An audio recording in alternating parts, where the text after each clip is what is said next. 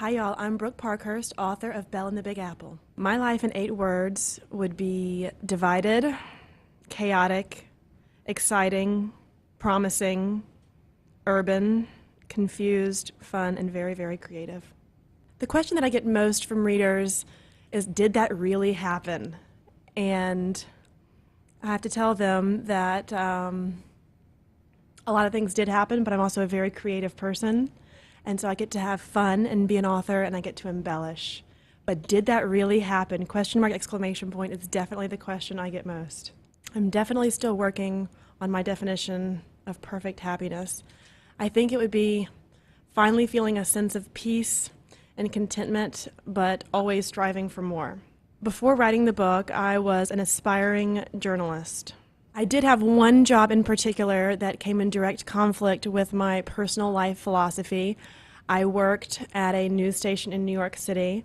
And so the question is, how do you as quickly and gracefully remove yourself from that situation as possible? And that's what I tried to do. And you try to find a profession that agrees with your lifestyle, with your morals, with your views. And that's why I quit and why I began writing.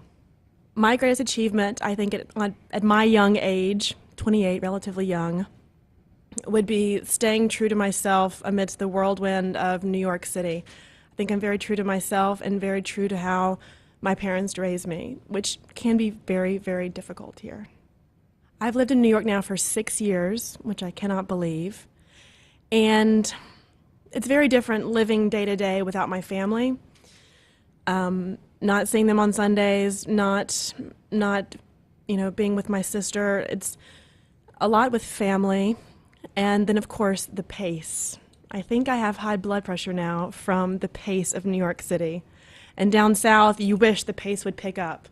So I'm in the midst of finding my happy medium between the south and the north and low or high blood pressure. The North and South, I think, are very similar. New York and a small town in the South, the sense of community. I've been amazed. I live in Soho, in a little part of the Village, and my neighbors, I love them, my shopkeepers, just a huge sense of community, which I think Southerners think that Yankees do not have. Everyone is cold and mean, and you don't know anybody, but I adore the sense of community that I feel up here and who I've gotten to know that live in a block radius, so that's very similar. Belle my character moved to New York City at age 25, her grandfather giving her a little help along the way. I moved here at age 22 with absolutely no help. I did ask my grandfather about, I said, do you know anybody? Can you help me out? And he said, honey, all my contacts are dead. That's what happens when you're 85.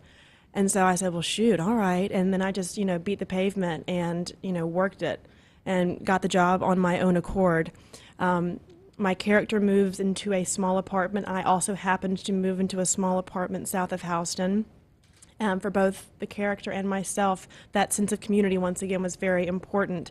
And that's kind of the only thing that she had, which was, her, of course, her surrogate family. And that also happened to be the case with me. If a young woman wants to move to the Big Apple, I would say, come with a big dream or come with a one-year plan.